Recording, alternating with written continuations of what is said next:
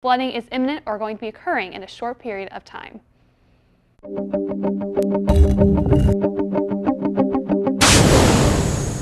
Welcome back to Solutions for Financial Independence. Joining me now, John Halterman with Beacon Wealth Management. How are you, John? Hey, great, Nikki. How are you doing? Doing really well, thanks. This week we have a question. It's from a viewer. They said, could events overseas with ISIS and Russia actually be affecting our personal money?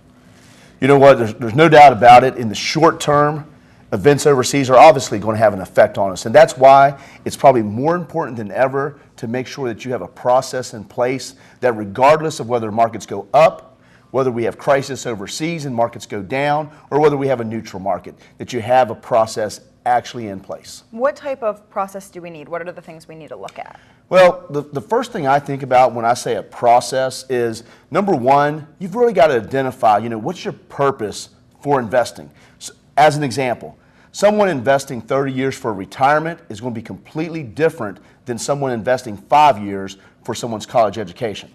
The second thing after you've identified your purpose and your time horizon is you got to look at, how comfortable am I with risk?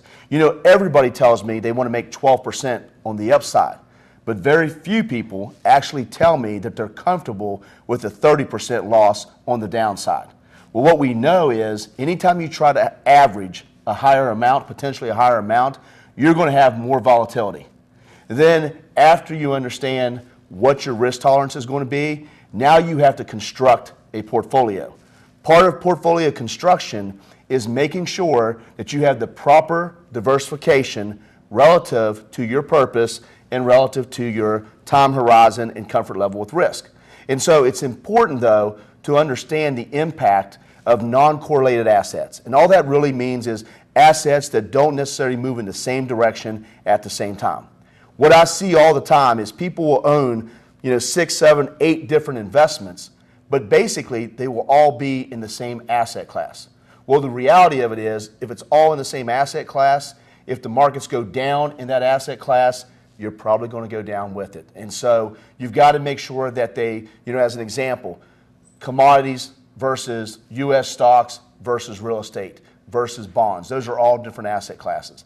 And then the fourth thing that I think is important is after you have this process in place, you got to say, how do I monitor these things? What type of ongoing due diligence? Because what we know is the world constantly changes.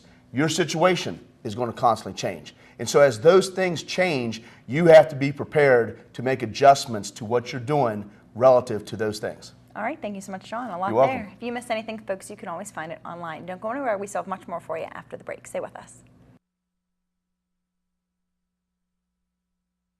And a world.